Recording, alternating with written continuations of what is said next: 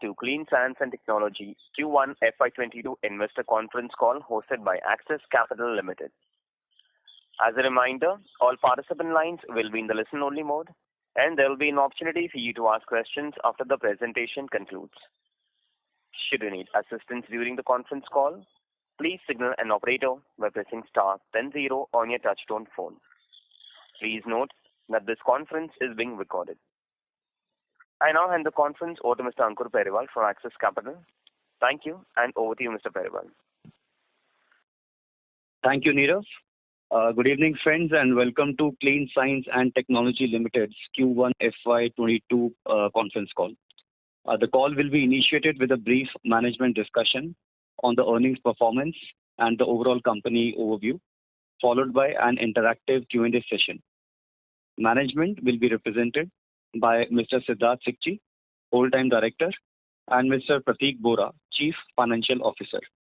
I'll hand it over to Siddharth now for his initial remarks, post which we'll open the forum for Q&A session.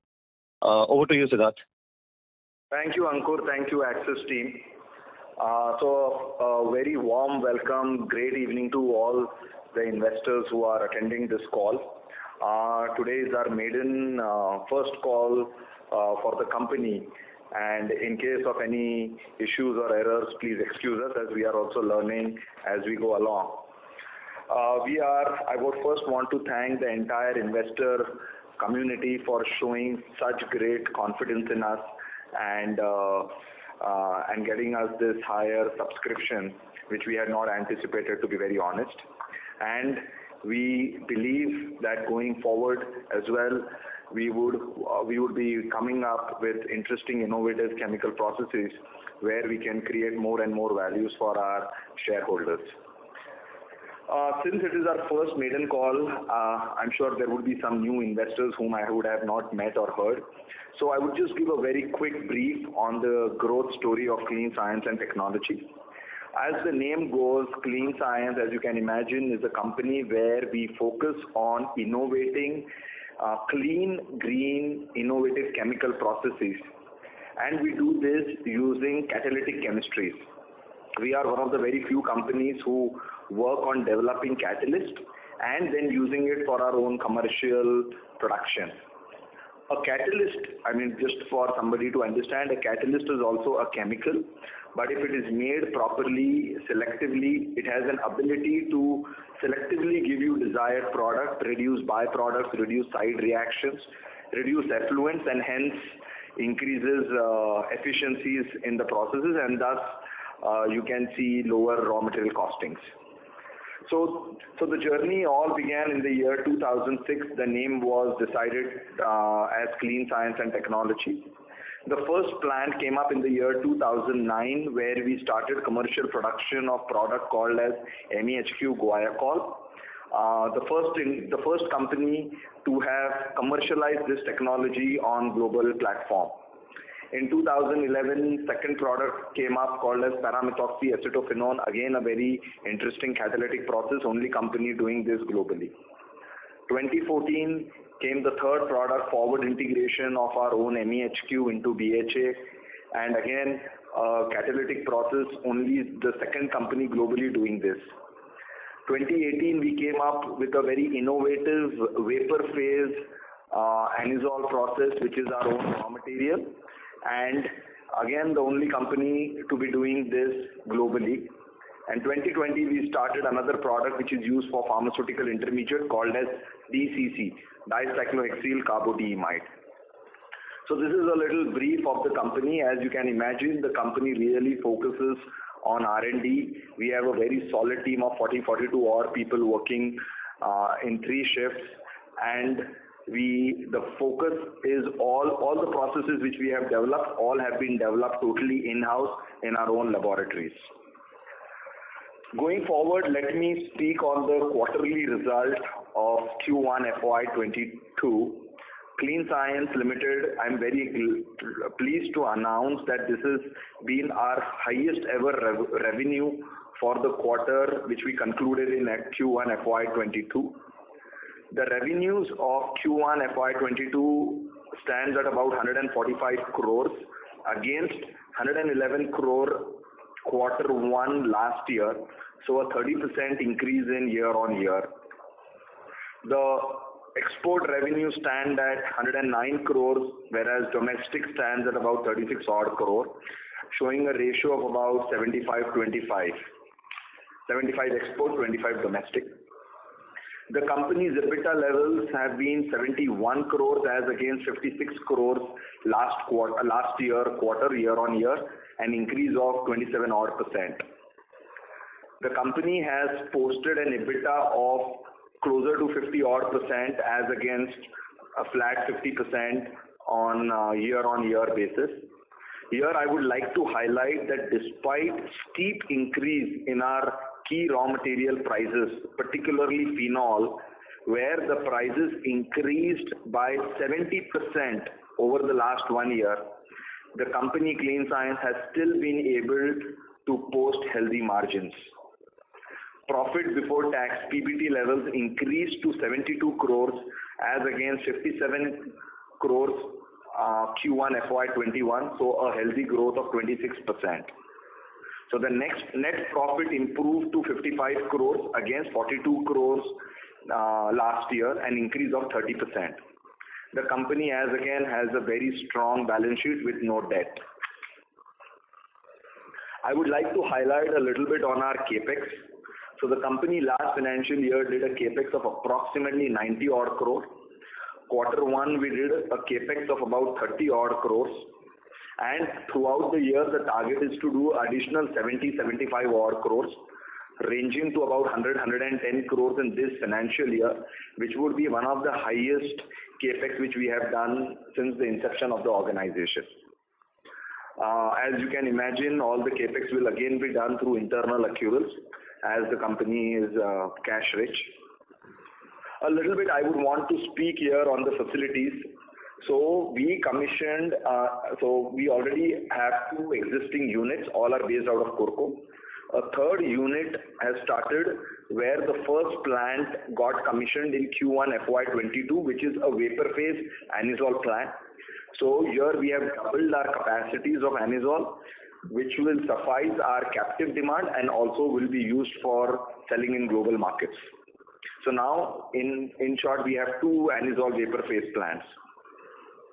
Plant 13, what we call, is expected to commission in Q3, Q4, FY22. This would be in our performance chemicals and enhancing production levels of our existing product lines, and a new product will also be added. During this time, earlier we had an anisole liquid phase plant in Unit 1, which was making this liquid phase anisole. Today we are using that plant partly to make a product called as Veratrole, which finds application in agro and pharmaceutical industry. A little outlook I would like to give on the new expansions very briefly. As you can imagine, we are trying to get into the segments which we really like are performance chemical. We like intermediates for pharmaceuticals and agrochemicals. So over the next year or so, new products will come up in these segments. We see good demand for our existing products, except for 4-methoxyacetophenone, which goes into cosmetics. And as you can imagine, cosmetic industry is little down due to travel restrictions due to COVID. Company is always expanding towards newer segments, increasing customers' wallet share, and of course increasing or adding new product portfolio. And I think with this I would like to conclude my call, and I think if there is nothing, we can open up for Q&A. Thank you very much. We will now begin the question and answer session. Anyone who wishes to ask a question may press star and 1 on their touchtone telephone. Okay. If you wish to remove yourself from the question queue, you may press star and 2. Participants are requested to use handsets while asking a question. Ladies and gentlemen, we will wait for a moment while the question queue assembles. Participants, you may press star and 1 to ask a question.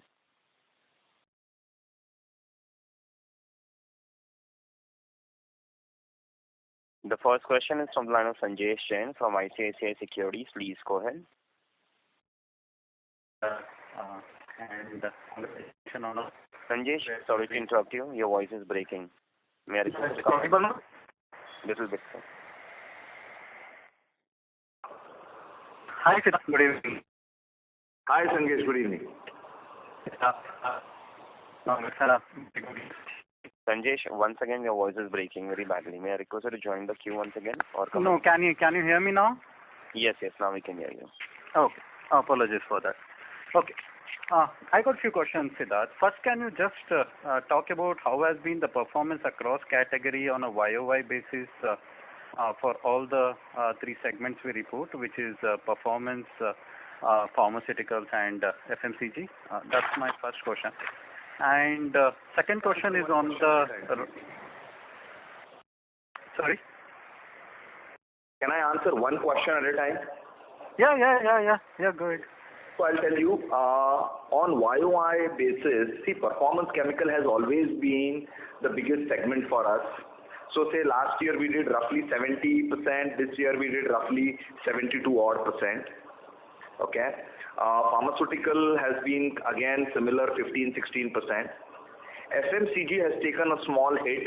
So last year we did a 13% split in revenues, which is now about 11%. And the major reason for this is because of travel restrictions due to COVID. The product which goes into sunscreen has come down a little bit. So this has been more or less the product split compared to last year. Thanks, that's helpful. Second question is on the gross profit margin and the phenol prices. Yeah. Have we been able to pass on all the inflation, or the margin we are maintaining through more of a efficiency drive within us, better product mix, or it's mix of all, and how much the pricing has been passed to the customers? So see, it's simple. As I mentioned, the phenol prices increased by roughly 70-odd%, which is a steep increase. And as you can imagine, we were able to pass majority of the price to our customer, A. B, of course, there has been process improvement, process efficiencies improvement, but the majority has come by passing the price to our customers, since we don't have very long-term contracts. So we are able to pass these price increase to our customers. Okay.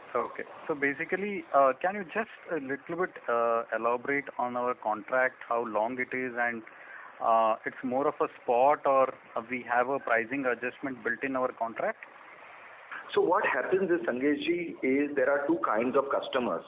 See, as you can imagine, 35% of our revenues comes out of China, and again 30-35% comes out of India. So these markets are quarterly or a bi-monthly price fixed.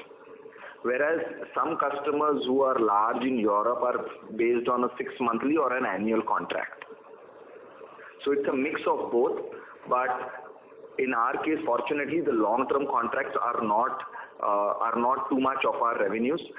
It is still more on bi-monthly or a quarterly fixed prices, and hence we are able to pass these price increase or decrease both ways to our customer. Got it. I have one last question from my side. On the new product, so Q3, Q4 is when we should start expecting new addition in the performance chemical, and that should drive the incremental growth for us. Are we expecting any material growth from the new product this year, or the effect will be more visible from FY23 onwards? So Q4 is where I anticipate that these production lines will be operational. Few are existing. There would be 2 new products which we'll also add. One is out of performance chemical, and one is from an intermediate into agro segment. The new HAL series which I mentioned, all these will start in FY23. So the construction basically will begin in the next month. And the margins in those portfolio will be ballpark the average margin of the company, or because it is in a starting phase, we will have a slightly lower margin and we will slowly ramp to the industry? Absolutely. So whenever you start a business, you cannot anticipate such margins. The margins built up will happen over a period of time when process improvements happen, efficiencies improvement happen, capacities optimization will take place, premium customers come on board. So it's a 3-year process, but the revenues built up will start happening Q4 this year. And these are all anisole-based product, or this will be a different chemistry? Some are anisole-based, some are new products. Got it. Great. Thanks for answering all my question, and best wishes for the future quarters. Thank you, Sangesh ji. Thank you so much. Thank you very much. Next question is from the line of Ashish Thakkar from Motilal Oswal Asset Management. Please go ahead. Yeah, thanks for the opportunity. So we did around 77% gross margins in FY21, and in the first quarter of this fiscal we are at around 71%. So although you said that majority of this inflation in the raw material cost was passed to the customer, so would this price hike be reflected in the next quarter? So what I mean to say is that does it come with a lag in your numbers? It does come with a lag, but let me also tell you that raw material price is one parameter which you rightly pointed out. So say quarter 4 FY21, if you are comparing that, where the RMC was about 22, 23 odd percent, which is currently at about 29 odd percent. Okay. The second also impact was power and fuel cost. So I don't know if you are so the coal cost, which is our major raw material for our boilers for fuel, the prices have increased as high as 50%. Hence, if you see, even our power bill has increased from 6% to 8%. So we have been able to pass majority of our prices to customers, but some part also we are absorbing in these abnormal times. And of course, I would also like to highlight here that sea freight has been a nightmare for all manufacturing companies, and it is changing on weekly or bi-weekly basis, and it is very difficult for us now to predict these prices few months in advance. So if our order is booked, we still need to honor that, and hence there would still be a lag with the new prices coming in the future quarters. Okay. So in this context, with the crude oil prices also going up, would you like to give some kind of guidance on where your gross margins would trend going forward? I don't want to talk on guidance. I can only tell you, as crude increases, the benzene prices will increase, so will phenol prices increase, and in that tune, all the end product prices, be it be it Clean Science or any other competitor, will all have to increase price, and customer will also have to accept these increased price in account of such increasing raw material prices. Okay, fair enough. So one question on this capacity utilization. So if I am not mistaken, today we are at 70%. And in the next 1 or 2 years, since we are adding a lot of capacities, where do you see your capacity utilizations in the say next 12 to 18 months? So see, what is happening is in when you say 70%, in this some of our existing products are more than 80%. New product like we added DCC, as I mentioned in FY20, which goes into pharmaceutical, that was running below capacity utilization. Now as these capacities built up happen, in the existing plants, the capacity utilization will cross 70 odd percent. As and when new lines keep adding, it depending on the market scenario, but of course these plants will not start on day one. It will happen gradually, and these capacities will again touch 50, 60, 70% over the next 1 year after we start production from these new lines. Okay. So in this context, broadly, in a bucket of next 3 years, would you be having any kind of capex plan? So obviously we spelled it out for FY22, but in a bucket of next 3 years, you have anything in your mind?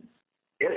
In fact, we've taken a very large plot, which is about 17 odd acres, which is the biggest plot we have taken all this, which we call as Unit 4. We are now trying for environment clearance, which I hope by December, January we should get environment clearance, and once that starts, there are ample of products which are lined up, which will go in our Unit 4 expansion. So there will be a lot of capex in FY23 as well, and even FY24 for that matter. I I don't know the exact numbers, but could be, I mean, these capex will all be higher than whatever we have done so far. I can tell you that for sure. Okay. And everything will be through internal accruals, right? Everything will be through internal accruals. Everything should be with internal. Okay. This is very helpful. Thank you so much and all the best. Thank you so much, man. Thank you very much. The next question is from the line of Tushar Sarda from Athena Investments. Please go ahead. Yeah, thank you for the opportunity. I had two questions. This is the first time that I'm attending a call with this company. Could you guide us on growth path for next 3 to 5 years? What kind of growth rate one should expect? What kind of margins, capex? Some broad idea on some longer term, mid to long term view. I would want to avoid future statements here, but I can just tell you in a nutshell, you can imagine that we will be, apart from adding more capacities in our existing product, the company will enter into new product portfolios. Again, the application areas will still remain the same, which is performance chemical or intermediates for pharma and agro. But a multiple of these products will be lined up for the future expansions in the coming 3 to 5 years. And these are some of these processes which we have already developed are some products where we anticipate to be, the only producers in India and probably top 5 or top 6 producers globally of these products. Okay. But in terms of growth rate, can we expect 20-30% growth over 3 to 5 year trajectory? Pratik, you want to take? Yeah, so just to chip in here, so sir, as you must have noticed, over last 4 to 5 years, we have witnessed a revenue CAGR of 30-odd% on back of annual capex in the range of 35 to 55 crores. FY21 we did a capex of 90 crore. FY22 also will be doing, as sir already mentioned, the capex in that range. So our capex is increasing and asset turn would also increase. So we are optimistic that the past growth trend which we have seen on the back of 35-55 crore capex, we would be able to surpass or maybe at least sustain that growth rate. Okay. My second question is, your EBITDA margins are one of the highest that I've seen in chemical companies, and you seem to, even for similar products, like MEHQ and all. So what is the secret for this? What is your reason and probably your R&D strength? So if you can elaborate a little bit on, how you are different from other companies in the same field. So the major thing what is happening is that, as I mentioned, we are a company which focuses on innovating cleaner, eco-friendly catalytic processes. The processes of MEHQ which we have devised, we are the only company using this process till date. And the atom efficiency, if we are able to explain you, is where we are able to use minimum raw material to make these products, which is why our raw material cost is in these particular products are lower than our competitors which you mentioned.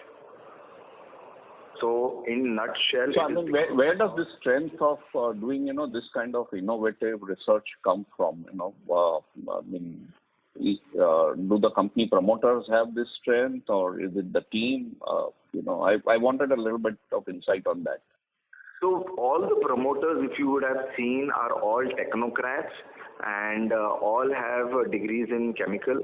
I particularly did my bachelor's from UD Bombay, and I did my master's in North America in synthetic organic chemistry, and I am responsible for R&D function in the organization. So you are driving all this innovation in terms of catalysts. A solid team of R&D working with me with a strength of about 42 odd people. So the ideas are discussed on twice a week types, and we are able to come up with cleaner processes. And the beauty is that since we have done all this since the inception of the company, so the passion for all of us is to come up with further better processes. And also, if you see our number, 35% of our revenues come out of China, and that gives us another level of passion that if we are able to come up with interesting process and make products in India and replace Chinese products wherever possible. Wow, fantastic. Look forward to being an investor in the company and following you. I think this will be a very interesting story going forward. Absolutely. We look forward to have you as our shareholders. Thank you. Thank you so much. Thank you. The next question is from the line of Dhaval Shah from Girik Capital. Please go ahead. Hello. Hi. So, as you mentioned, our strength lies in the catalyst and the process chemistry.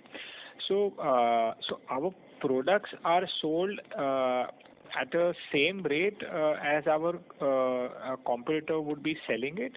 And from a customer perspective, would we be the only supplier of your product because of a certain purity or a certain quality level, or you would be one of the supplier?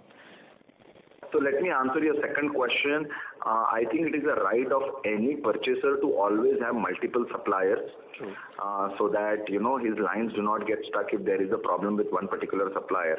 So I personally believe that it is always good for a purchasing guy to have multiple suppliers. So we are one of the suppliers, but our focus remains that we have the maximum market or maximum wallet share of that particular customer. So for instance, in some of our products, for instance, say MEHQ, we have a global market of about 50-55% odd. So we try that in customers like that, we have about 55% of their wallet share, and which we would want to increase to 60-62% going forward. So that is to answer that. On quality, I would want to say that it is not that our quality is better than our competitor or theirs is better than mine, because the products are on B2B sales. They come with a spec sheet, and we all have to adhere to this particular spec sheet and the applications. Of course, what remains is, since we have multiple lines and multiple units, the customer gets a very high confidence that if one particular line is down, Clean Science still has ability to supply from another unit, another line. So we give that confidence to the customer that there will never be disruption in our supplies, and this is one of the reasons that our customers have been with us for the past 10 years. Okay. So this leads to the next question that the rate of price pass on and the phenol prices were up so much, and the other RM is also up, and still you are able to broadly maintain the margins. So is it that the product in the end market is gets priced is more like a commodity with the prices going up and down? But since you know the game best in terms of the production process, you are able to make such large margins. Like how we see PVC prices changing on a weekly basis and a couple of other commodity prices changing on a weekly basis. So does your end product fall in that category? If we would have fallen in those categories, our margins will also be of those categories. So we are a specialty chemical, meaning we take our raw material or commodity chemicals like phenol, but we transform them into specialized chemicals. So for instance, this MEHQ is only globally produced by 2 or 3 companies globally. So the technology, the quality needed is not easy to be produced by any bulk producer. So your high market share gives you the flexibility of passing mostly on an immediate basis, basically. And because our raw material costing is 30%, but the other producers of MEHQ do not operate at such margins. They are anyways looking at, or their raw material costing could be 70%. So when there is a steep increase in price of raw material, it is for them to go to the customer first to ask for a price increase rather than me going to the customer and asking for an increase. So for him, the delta would be much higher. So they have to increase the price, or they have to go to the customer to increase the price, because their margins gets wiped out. And in that whole process, I am able to anyways get the benefit of price increase. True. And the third will be in terms of the looking at a 3-year scenario in terms of the margin guidance. So what gives you the confidence about maintaining this margins over a longer period of time? See, it is very simple. I'll tell you. I mean, if you look at our past historic data, over the past few years, the margins have steadily increased. This has been on account of increasing our efficiencies, product yields, and for me to reduce margin is only possible if my competitors comes and cut down the prices of finished product. But as I mentioned earlier as well, that I do not see a reason why my competitor, who are anyways operating on wafer thin margins, would come and drop the prices, and hence I think these margins should be sustainable. So your new launches would also be in the same vertical, or you will be completely venturing out in a different product category or a chemistry and still confident of maintaining the margin? See boss, it is very simple. If I look for only product with 50% margin, then I cannot do anything and only make these products. Yes. Again, when we started this business in the year 2007-8, the margins were not these. The margins were meager 20-25% like any regular specialty chemical company. Yes. The margins built up happen over the period as you improve your yield, as you build up capacities, as you get better market share and you get premium customers on board. So if you feel that, as you can imagine, if you are an investor in a chemical company, these margins are unbelievable.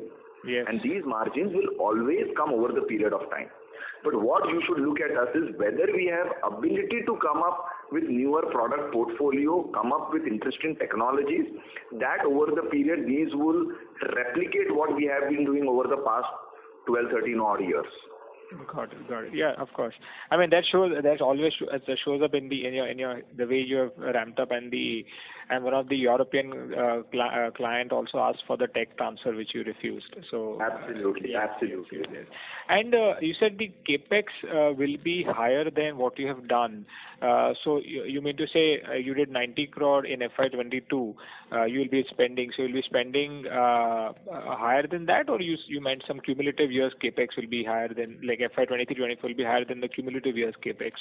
See, capex कब होता है? When you have products in your R&D. Yes. Okay. R&D होगा, pilot हुआ होता है, then only there is a capex plan made to make those products. Fortunately for us, we have several products going forward, and hence looking at that, I am able to very confidently say that the capex over the next 3 years will be quite high. Okay. Because we have a lot of pipeline of products in our R&D which will see the light of production as soon as we get this new unit cleared from government, and once we are able to start construction on that side. Got it. Great. Nice talking to you, and wish you good luck. Thank you, man. Yeah. Thank you. The next question is from the line of Ashish Shah from Polymer Capital. Please go ahead. Thank you, sir, for the opportunity. I have only one question, which is slightly long, so just expect some patience. Sir, how should we think about phenol pricing impact on the margins? What I'm trying to understand is the impact of higher phenol prices on the product cost curve, starting with MEHQ. So, considering that the competition uses a more inefficient phenol-anisole process and are sitting higher on the cost curve, and will have to increase the price much higher to sustain when the phenol prices increases, does it indirectly help us in our margins? So does a higher phenol price in fact impact us positively over a longer period of time? Is that the right way to think? I'll let Pratik take this. Yeah. So here the fundamental difference is the starting point. So not all the competitors are not. Sorry to interrupt you. Sir, may I request you to speak a little louder? Hello. Yeah, is it better now? Yes, sir. Thank you. Yeah, I can hear you. The fundamental difference is the starting point. So not all the competitors or players operating in this market start from phenol as a starting material. So some other players might be starting with some different raw material. The cost of that raw material might be fundamentally higher from the phenol as a starting material. That is first. Second is, when we say phenol is one of a bulk raw material, so phenol takes around 40% of our raw material costing. So effectively it takes around 12% of sales. And what that implies is, even if the phenol prices go up by 50%, by mathematically it should have not more than 5 or 6% impact on my margin. So these two reasons taken together help us stand out when it comes to margin profile. So, sir, what I'm trying to understand is, we use, say, to make a NEHQ, as you answered in the previous question, we use, say, a 30 to 40% phenol, while the competition uses 70% phenol. A higher phenol price would mean that their cost increases. So sorry, you're not audible. Much higher than. Hello. Is it better? Is it better? Yes. Yes. Yeah. So what I'm trying to understand is that in NEHQ, we use 30% phenol versus a competition using, say, a 70% phenol. What it means is that when the phenol prices goes up, the cost of production for the competition goes up materially versus our cost of production. As a result, when they will have to take price increase, as you highlighted, and which would positively impact us in the longer run. Is that the right way to think, or this is not the right way to think? Could be a right way to think, but let me put it this way. It does not mean that if my competitor has made the price, say, $11, that I go to the customer and again increase my prices to their level.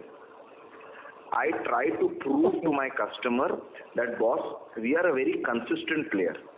You look at us as a long-term partner. So we do not want to increase what my competitor is always increasing up to. Because today, if I am at 50% market share and if I want to grow this wallet share to 65%, there is only one thing I need to earn is confidence of my purchase guy that, boss, despite of things going or his competitor offering any price, Clean Science is still able or a very consistent player and not just increasing prices abruptly because the competitor is doing that. Okay? So that is greed versus satisfaction, and I think we believe in being satisfied in what we have and not want to just increase the margins just because my competition is doing so. I hope I am able to answer you. Thank you, sir. Yeah, got it. So in that case, just a small follow-up. In that case, sir, a higher phenol price would then, indirectly help us on the top line, if not on the margins. But, what I'm trying to understand is higher phenol prices eventually helps us generating higher EBITDA, if not higher margins.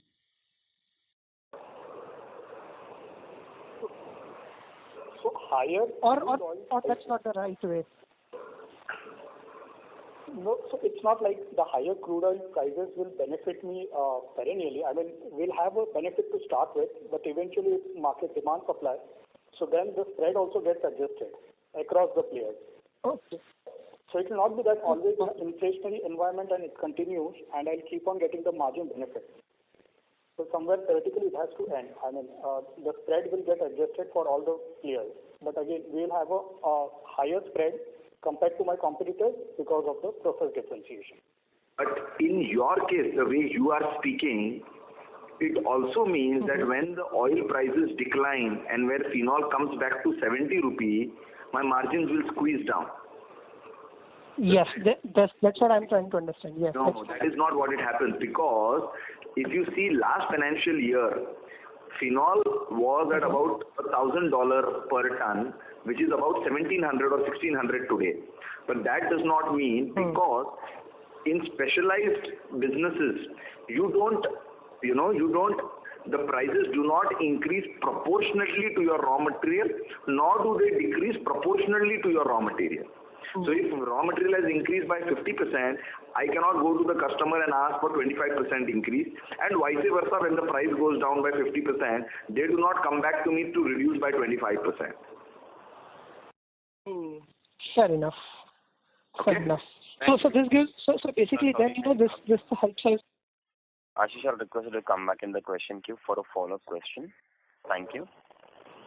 The next question is from the line of Sujit Lodha from Birla Sun Life. Please go ahead. Hi, sir. Thanks for taking my question. Sir, just a few things on the CapEx which you announced. So this CapEx is the timeline of it being operations. Obviously, without getting into much detail on which are the products, etc. But the CapEx, when you say 90 to 100 crores, typically when would they come on stream? I mean, what would be the period when they'll come on stream, these products?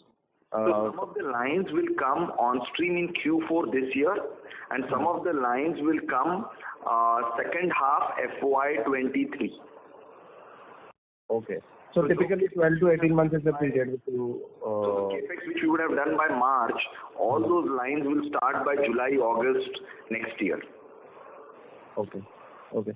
Sir, and recently, this is the second question would be, sir, recently we've seen the anisole prices have not actually risen so much in line with the other commodity prices. So what are your thoughts there? I mean, do you expect any inflation from anisole prices going up?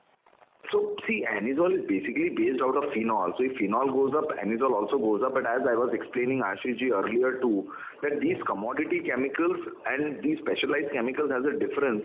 That is, commodity chemicals go very high, it does not mean that specialized also will rise to that percentage of difference. Okay. Okay. So sir, was there any specific dynamics related to anisole which kept the price subdued? I mean, was there any significant impact on the demand which led to lower price or subdued pricing in anisole, or it was just related to phenol prices? No, it is anisole is related to phenol, but maybe some of the contracts, if you would have seen, if the contracts were made in the earlier quarter, then there is always a lag in getting these price increase. So maybe in the next 2 quarters, you will see the prices of anisole also going up. Okay. Okay, sir. Thanks a lot, sir. If I have anything else, I will come back on this. Thank you. Thank you. Thank you. The next question is from the line of Alisha Mahalwa from Envision Capital. Please go ahead. Hi, sir. Good evening, and thank you for taking my questions. While most of the questions have been answered, I just needed one clarification. Alisha, if I may request you to speak a little louder. Sure. I hope I'm audible now. Little bit, yeah. Yeah. So I just wanted to understand the 30% odd YOY growth that we've witnessed in this quarter. Can you break this up into volume growth and value growth? How much is because of volume and how much is because of increase in prices? Okay, now, in terms of, let me check. Okay, do I have it? Yes. On YOY basis, the growth is primarily volume driven rather than realization driven, except for Formax, where we saw a degrowth. We are not comfortable sharing segment-wise volumes, but yeah, I mean the key takeaway on YOY basis, the growth is more of a volume driven rather than realization driven. That's helpful. Thank you, sir. My other questions have been answered. Thank you so much, Anish. Thank you very much. The next question is from the line of Ranjit Siromala from B&K Securities. Please go ahead. Thanks for taking the question and congratulations on the set of videos. Ranjit, you're not audible. Yeah, is this better? Much better. Yeah, so getting on to the segmental performance, you did share a bit of more details on a YOY basis. It would be helpful if you could also share it on a sequential basis. The contribution from performance, pharma and FMCG in the 4Q. And the second question would be, is there any seasonality in our business with regards to the quarterly performance? Is it way the second half would be heavier than the first half, or any anomalies in the quarterly performance? That would be helpful. Thank you. Yeah. So Q4, performance chemical contributed around 68% to the top line, pharma 19% and FMCG 11%. On QOQ basis, because the raw material prices have witnessed a steep increase, so there have been a benefit of realizations also. So realizations improved for performance chemicals, also for pharma chemicals, but for FMCG chemicals, as we have already highlighted, there was a low volume offtake, so there we did not witness a higher growth. And the revenue growth or the revenue is not seasonal, so it's not that H2 will be better than H1 on a steady state basis. But this year, because we are undertaking a large capex, last year also we undertook a large capex, which we are expected to go online by H2 of this financial year. So we estimate that the H2 would be much better than H1. Thank you, sir. And my last question would be on the capex front. Since you have alluded that going forward the capex would be the highest probably that you have taken in the history of the company. Is there any inclination of setting up any subsidiary company to avail the tax benefits that we have, since we are also getting into new products and it's going to be a greenfield capex? No, there is no such plan. Everything will be under Clean Science and Technology Limited. And of course, after the IPO, the visibility which the company has received, I mean, we would want to harness on this and get all the newer product portfolios under this company name only. Sure. Thank you, sir. Thank you so much. Thank you. The next question is from the line of Saurabh from Asian Market Securities. Please go ahead. Thank you for the opportunity. So my first question, if you can give more color in terms of market size of the new products that will come in this Q4 and next year. So in Q4 or next year, we are trying to enlarge capacities of our existing businesses only, or existing product lines only.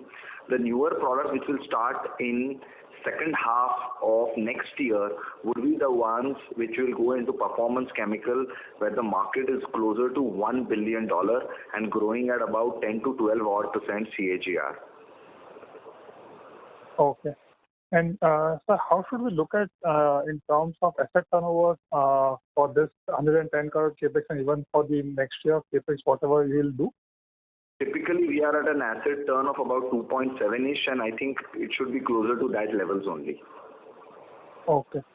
And sir, in terms of new products that will be developed, so are those newer products also based on internally developed catalyst, or how should we look at? Okay. Absolutely. These are all developed in-house, but different catalytic processes are used to develop these new molecules. New processes for existing products. And what would be the end market? Will it be the pharma or some other market? Three segments we like: performance chemicals, so these are stabilizers or inhibitors or additives, and then intermediates for pharma and agro. Okay. And so if you can give some color in terms of number of products which are in our R&D stage. So there are big segments of products which we are working on R&D. So we have some a team which is already working on a performance chemical, where I mentioned the market is about $1 billion. Other segments are working on intermediates into pharma and agrochemicals, which are also large products coming into Indian markets. So I think there is a lot of potential going forward. Rather than giving you granular numbers, I think overall view remains quite optimistic. Okay. And so this the product in the performance chemical, the 1 million market size. So how is the timeline in terms of customer approvals from whether it's a short term, within 3 or 6 months you will get approval, or it will be a slightly longer cycle? So it depends on customer to customer. Price sensitive customers, it's very simple. Approval is directly proportional to price sensitive customers. So people who are absolutely price sensitive, the approval time are very short. And customers who are high paying customers but are looking at a long term sustainable solutions, sustainable manufacturers, there the lead time of approvals could be longer. So short time when I mean could be 1 month, and long time could be 6 months. Okay. Thank you for your response. Thank you so much. Thank you. Participants, you may press star and 1 to ask a question. The next question is from the line of Anand, individual investor. Please go ahead. Hello, sir. Good evening. Good evening. I just have 2 questions, very general questions. Compared to our production capability in fiscal year 21, and keeping in mind of the 2 new factories that are coming up in another 1 to 2 years' time, what will be the total increase in the overall production capacity of the company? Is it going to double or triple, like that? Very rough numbers. So, our gross fixed asset for the year closed by is in the range of 224 to 230 odd crores. So we foresee, the capex which we have done in the proportionate way, broadly the capacity should increase, because the entire capex is going towards operating assets. We don't want to give a volume specific number, so I'm just trying to give you a directional view. Yeah, okay, understood. And my second and last question is, are we only looking at organic growth, or are we also looking at any acquisitions in the future? So we are right now, there is a lot of opportunities in our organic space. Of course, we will always be open for an inorganic acquisition, but there are certain parameters which we have in mind, and until all are fulfilled, we would not want to enter into any inorganic acquisition. Okay, great, sir. Thank you and all the best. Thank you so much. Thank you. The next question is from the line of Dhruv from HDFC Asset Management. Please go ahead. Thank you so much, sir. So one quick question is on the freight cost. On a basket basis, what would be freight cost as a total, basket as a percentage probably? And do we sell on CIF or FOB basis? And related, given the prices are so high and so uncertain, on a temporary basis, can it have some risk in terms of supply chain rebalancing, customers looking to optimize some cost, probably some purchasing probably from some nearby sources or something like that? So Dhruv, the question, the split up, I think Prateek will answer, but I can only tell you that the freight we supply on CIF basis. No customer, very rarely people like on FOB basis. So it's all CIF basis business. These are all full container businesses. So what is happening is, this is one of the very odd year I have seen over the last 14 years of my working career, where shipping freight prices have been increasing on weekly, bi-weekly basis. So going forward, what is happening is we are also changing our prices to customers as and when the freight cost is increasing. So up to a particular percentage increase we are able to absorb, but beyond that the customer is willing to share with us. And for split up, let me ask Prateek to answer that. Yeah, so freight cost, we have recorded a freight cost of around 14 million this quarter, and last year same quarter we recorded a freight cost of around 8 odd million. Okay. So it's fairly, and the outward freight is recorded in the freight cost, right? That is not deducted from sales. No. So it's recorded in other expense. In other expense. So it's fairly small. So even if the pricing, got it. Perfect. Thank you so much. Sales has only volume and realization. That's it. Yeah, got it. Sure. Thank you so much. Thank you, Dhruv. Thank you so much. Thank you. The next question is from the line of Krishna Parwani from JM Financial. Please go ahead. Yeah, hi. Good evening, Siddharth and Prateek ji. Good evening. Congrats on a good set of numbers. I had just one question. So for this new product, Veratrole, would you be starting from catechol or phenol? No, we'll be starting from guaiacol. There is no technology from phenol, but yes, we will be starting from guaiacol to make Veratrole. Okay, perfect. Guaiacol is captively available with us. Okay, got it. That's helpful, sir. That's it. Thank you. Thank you so much. Thank you. Thank you very much. Participants, you may press star and 1 to ask the question.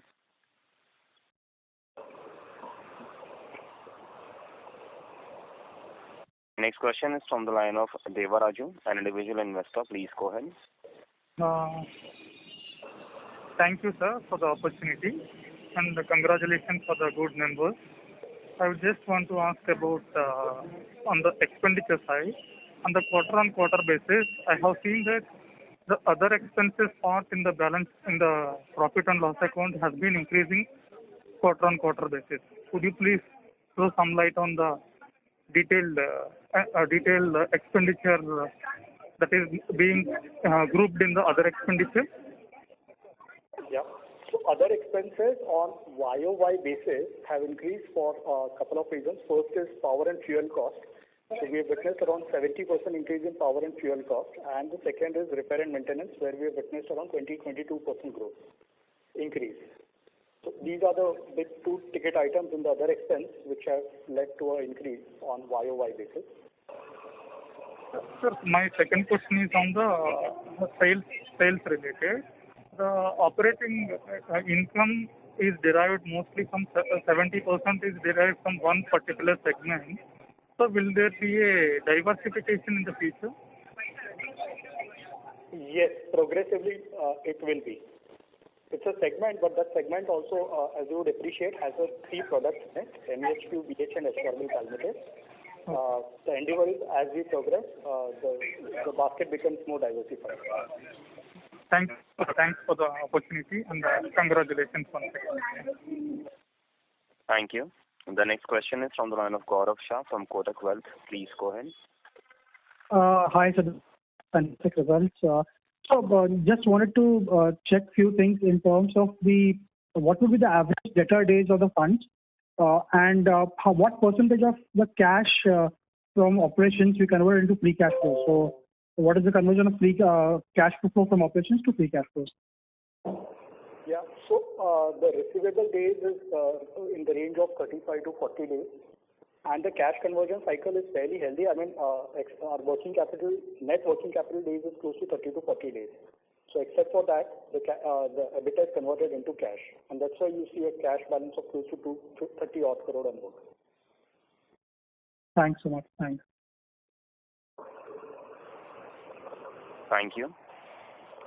Next question is from the line of Ravi, an individual investor. Please go ahead. Hello. Yeah, Ravi, we can hear you. Okay, great. So, as you yourself said that these are quite unbelievable margins, right? You have been doing a great job. So, can we expect that there is still scope in, let's say, further expansion in these margins in the future, purely based on your process innovation, irrespective of the raw material prices? Or we are at peak right now? We lost you a little bit. Sorry, can you hear me? Yeah. Yeah. So, is there further scope for margin expansion in future, or are these the peak margins? Purely from process innovation basis. It would be really killing a customer to ask for more margins. I think these are peak margins already. So okay. I don't think I should expect more than this. Right. And these we are talking for existing products. And as you said, for new products, the margins will evolve with time. Absolutely. All right. Thank you. Thank you. Thank you. Participants, please stay connected. The line for the management got disconnected.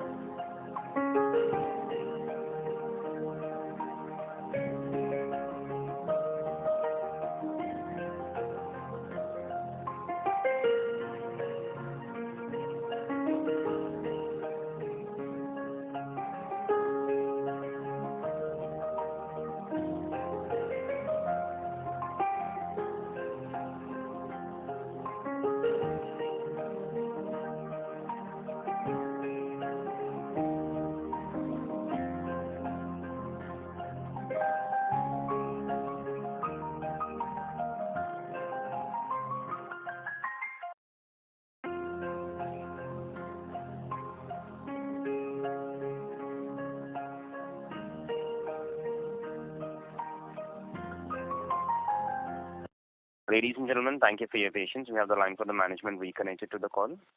The next question is from the line of Vivek Gautam from GS Investment. Please go ahead. Sir, I just want to know what is the expected CAGR for us, our top and bottom line for the next 2-3 years, and what is the opportunity size for each of our verticals, sir? Thank you. Thank you for your question. But we don't want to put a number at this stage. But yeah, we are optimistic, and our optimism is underpinned by the capex which we are undertaking.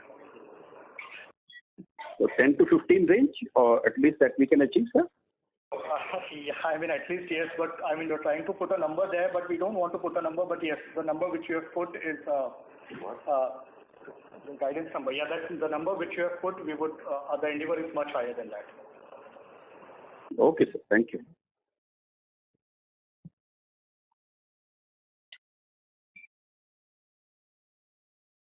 Okay.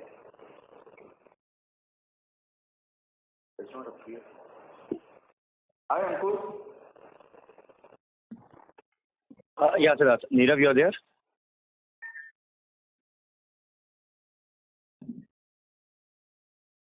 I think we've lost him. Yeah, sir. This is okay, sir. Thanks a lot. You got on the opportunity side, if you can tell something, sir. So on opportunity. On? Opportunity size. Oh. For each of our verticals, sir. I mentioned, so in performance chemical, we have highlighted a space where the market is about $1 billion. Very few producers globally, no one in India. So that is one very interesting space. And in pharma and agro, of course, these are products, between 50 to $200 million. But there are multiple products in these space. And some of them are not even made in India. Okay, sir. Thank you. Thank you, sir. Thank you so much. Thank you very much. Next question is from the line of Ashish Singh, an individual investor. Please go ahead. Good evening, sir. Most of the queries has been answered. Just one is left. I see 37% of our revenue comes from China. And considering the current situation of India and China, is there any plan to mitigate such situation which may arise in future? So, sir, China has been a very extremely important customer for us. And, we keep hearing this, but, India is more dependent for intermediates from China rather than China being dependent on us. So, we have been hearing it, but the businesses between India and China on trade basis so far has been absolutely normal. And I expect the same to be going on because all the main pharmaceuticals which are made in India are totally dependent on Chinese imports. Okay. Thank you, sir. Thank you. Thank you very much. Next question is from the line of Manish Poddar from Nippon India AF. Please go ahead. Yeah. Hi. I have just one question. So, probably could you outlay what is the capex outlay for the next 3 years? And let's say, is there a dividend policy which the company has? The dividend policy, as we have mentioned in our DRHP as well, which is about 15% minimum, and we have been a dividend-paying company since 2012. And how about the capex outlay? Let's say, or the other way around, how much per capacity would be, let's say, fresh capacity plant would be environmentally approved? So Unit 4 is pending EC. Unit 3 is, the one plant is already commissioned during this quarter. And is there a cumulative outlay which is there, let's say, for the next, let's say, 3 years together? Sorry, we couldn't catch that. Can you come again? So I'm just trying to understand, let's say, in terms of capex outlay for the next 3 years, if you could probably spell that out. Yeah, this year, last year, the capex which we did, it could be in that range. We don't want to put a number at this stage. Okay, thank you. Assure you that in this financial year, we will be doing a capex of 100 odd crores. And going forward also, it will be in similar or more only. But there will be no reduction because of the number of products we already have in pipeline. I feel there will be a substantial amount of capex and all would be mostly done through internal accruals. Okay, because why I'm trying to understand is because you will have a significant amount of cash flow. So if 15% is the dividend policy, do you intend to probably acquire some company or what is the plan with the remaining cash on books? We would always want to have a 1 year profit in the company because of any unusual times which we have seen in COVID or any such year.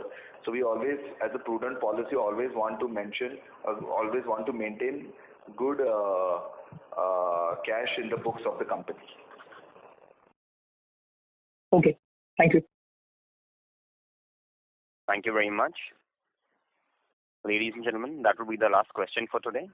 I will now hand the conference over to Mr. Ankur Periwal for closing comments. Yeah, hi. Thank you everyone for participating into the call. Siddharth, Prateek, will you like to add any closing remarks? I think, again, I would want to thank all the investors for taking time out in the late evening to hear us and to study about the company, and I look forward to a long-term association with all the shareholders and investors and stakeholders going forward. Thank you so much. Have a good week. Have a good evening, all of you. Thank you very much. On behalf of Axis Capital Limited, that concludes this conference. Thank you for joining us. You may now disconnect your lines. Thank you so much.